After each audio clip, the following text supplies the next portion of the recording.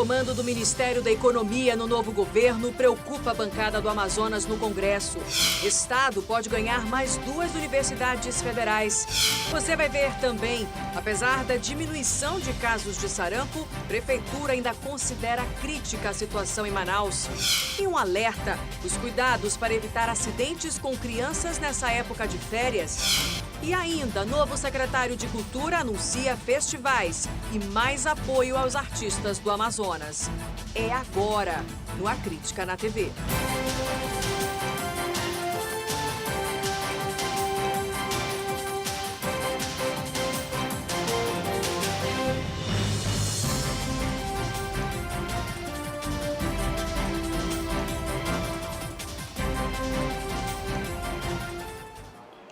Olá, muito boa noite para você. A transferência da SUFRAMA para o Superministério da Economia, hoje sob o comando de Paulo Guedes, preocupa os empresários aqui do Amazonas. E até o momento, o presidente Jair Bolsonaro não sancionou a prorrogação de incentivos que beneficiam o polo industrial de Manaus. Por enquanto, no meio político, nem o governo e nem a bancada de deputados federais eleitos sinalizaram estratégias concretas para antecipar a defesa do modelo econômico. A Superintendência da Zona Franca de Manaus está sob nova direção. A autarquia passou para o comando do superministro da Economia, Paulo Guedes. No período da campanha eleitoral, ele se posicionou contra a política de incentivos fiscais em todo o país. Para os empresários amazonenses, a mudança pode ser um risco para o modelo econômico instalado para desenvolver a região.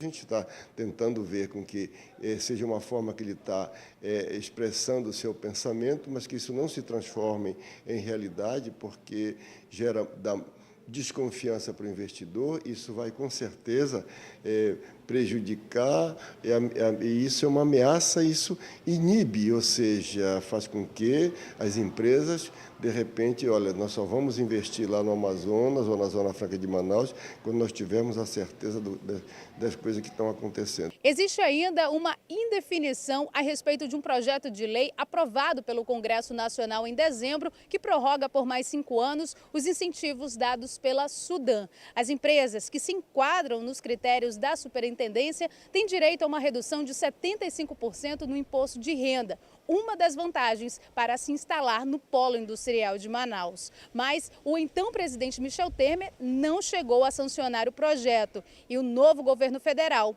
ainda não se posicionou. Parlamentares de outros estados que declararam apoio a Jair Bolsonaro já haviam sinalizado serem contra os incentivos. Essa movimentação preocupa a nova bancada amazonense. Os deputados eleitos devem tomar posse no mês que vem e ainda não se reuniram. José Ricardo, do PT, diz que a negociação no Congresso não vai ser fácil e, caso os incentivos sejam reduzidos, as consequências vão ser graves. Isso deve afetar a economia, é o que a gente está vislumbrando. E, portanto, é o momento também de se cobrar que o governo olhe para o nosso Estado, olhe para a Zona Franca como algo estratégico e necessário. Sem a Zona Franca, nós aqui vamos realmente morrer em termos econômicos. Vai prejudicar mais ainda o Estado e, logicamente, a população com desemprego maior do que já temos hoje. O deputado Sidney Leite, do PSD, acredita que as mudanças propostas pelo governo Bolsonaro trazem benefícios para o país. Mas é preciso proteger a Zona Franca de Manaus, que pode sofrer no processo de reorganização econômica. Eu entendo que as medidas anunciadas por ele vêm de encontro ao sentimento tanto do empresariado quanto do trabalhador brasileiro, mas que no bojo dessas medidas tem medidas que atingem fortemente o modelo da Zona Franca de Manaus no que diz respeito ao incentivo fiscal. Eu defendo que é chegada a hora do governador Wilson Lima sentar com toda a bancada amazonense no Congresso Nacional, nós montarmos uma estratégia. Já tive a oportunidade de verbalizar para o secretário de Fazenda da necessidade do Estado montar um corpo técnico e de nós nos anteciparmos a essas medidas, para nós não corrermos atrás, como aconteceu na questão do IPI do polo de concentrado. No primeiro dia de trabalho, nesta quarta-feira, o governador Wilson Lima chegou a falar sobre as decisões do governo federal que envolvem o polo industrial. Segundo ele, ainda não houve diálogo com a bancada, mas garantiu um esforço conjunto. E a gente vai continuar unindo forças aqui com a nossa bancada, inclusive já tenho dialogado com governadores dos estados do Norte, também do Nordeste, para que a gente possa ter essa força, e possa defender os nossos interesses. Tenho conversado individualmente com os deputados, mas ainda não tenho reunião com a bancada. Isso deve acontecer quando eles tomarem posse. E o ex-governador do Amazonas, Amazonino Mendes, se pronunciou hoje sobre as declarações do atual governador Wilson Lima em relação à saúde financeira do estado. Segundo Amazonino, a antiga gestão justificou o não pagamento das contas de energia elétrica porque a empresa distribuidora deve 1 bilhão e 7 milhões de reais em ICMS para o governo. A dívida da concessionária, inclusive, de acordo com o Amazonino, já foi reconhecida pelo Conselho de Recursos Fiscais e ajuizada. Sobre a informação divulgada pelo novo governador de que recebeu o estado com um rombo de mais de 2 bilhões, Amazonino disse que os dados revelados não levam em consideração a projeção do crescimento da arrecadação e negou o déficit. Em nota, o atual governador Wilson Lima afirmou que os números levantados pela equipe de transição e do Movimento Brasil Competitivo mostram o déficit orçamentário de 1,5 bilhão de reais e dívidas superiores a 800 milhões para o exercício de 2019. O governo disse ainda que a dívida da concessionária de energia com o Estado, de fato, existe, o que não isenta de maneira alguma as responsabilidades do governo de pagar as dívidas contraídas.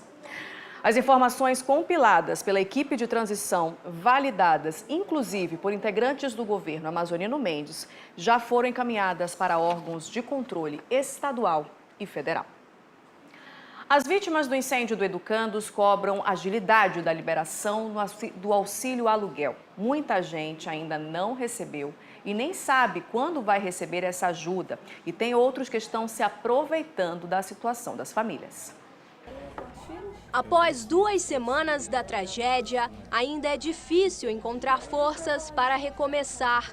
Jorge morava no Educandos há 40 anos. Depois de perder tudo no incêndio, teme pelo futuro da família. Até agora a gente sofre porque até agora sem resposta de nada. Vocês das autoridades, vocês têm como nos ajudar, então eu peço encarecidamente, nos ajude. A situação ficou mais difícil devido à demora para receber o auxílio aluguel no valor de R$ 300, anunciado pela prefeitura. Por isso, os moradores resolveram criar uma comissão e tentar agilizar o processo. Nós estamos querendo resposta do poder público, das autoridades. Queremos resposta do governo do estado, da prefeitura de Manaus, porque a gente acompanha o trabalho que é feito pela prefeitura durante a época da cheia. Então, essas famílias, já existe um cadastro na prefeitura, Então, nós não estamos entendendo porque a demora em atendê-los, Outra reclamação é que algumas pessoas que não foram prejudicadas pelo incêndio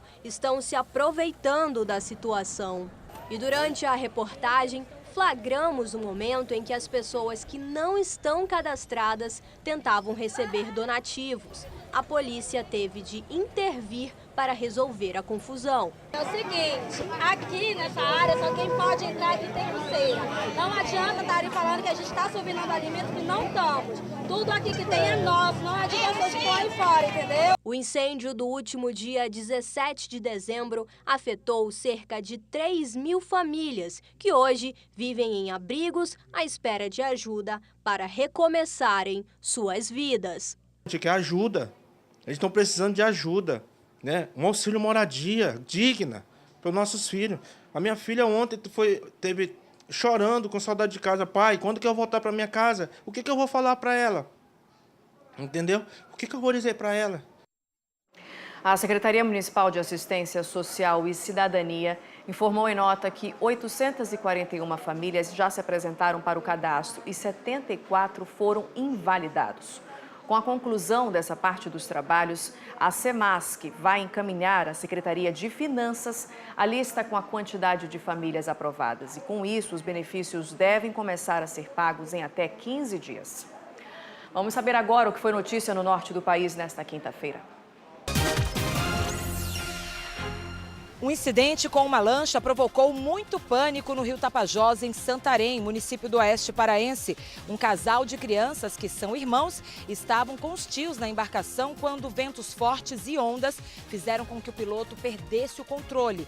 A lancha ficou rodopiando e ele foi arremessado na água. O outro adulto estava em uma boia puxada pela embarcação. Já o menino também caiu no rio. Apenas a menina ficou na lancha enquanto rodopiava. Barcos e ribeirinhos que estavam pelo local ajudaram no resgate das vítimas. Todos utilizavam coletes salva-vidas e ninguém ficou ferido. De Belém, Priscila Amaral. A Polícia Civil do Amapá prendeu em 2018 1.128 pessoas nos mais de 15 mil procedimentos policiais feitos durante o ano. Um grande percentual dessas prisões é resultado das 33 operações deflagradas pela Civil no ano passado. Ainda houve a apreensão de 176 armas de fogo e 403 veículos utilizados em ações criminosas. Em relação aos entorpecentes, cerca de 300 quilos foram apreendidos. Este ano, um dos focos da polícia será combater as facções criminosas, principais responsáveis pela venda de drogas e armas na capital. De Macapá, Neili Flam. Em Roraima, uma operação policial prendeu 2 acusados de atuação no tráfico de drogas em 3 bairros da capital, Boa Vista. As investigações começaram em outubro do ano passado e indicam que os presos recebiam uma carga mensal de drogas para distribuição. A apreensão de 10 quilos de skunk no total é a primeira de 2019. A suspeita é que o material tenha vindo de outro país. De Boa Vista, Pedro Ribeiro.